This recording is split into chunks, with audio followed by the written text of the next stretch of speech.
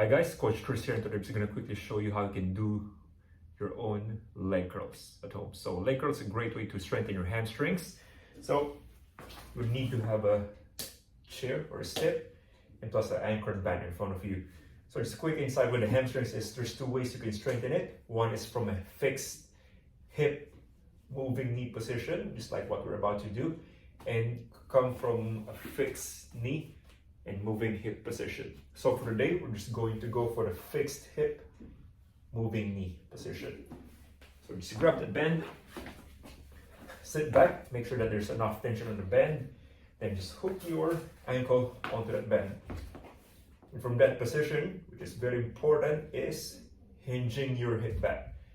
Try to maintain a neutral spine, brace your grounded foot, hold onto the chair, and try to pull your heel as far back as you can. Then holding that contraction for around 3 seconds before slowly unloading it. So again, hold that heel as far back as you can, holding that hamstring contraction for around 3 seconds before letting it go. Alright, give that one a shot, then let me know what you think.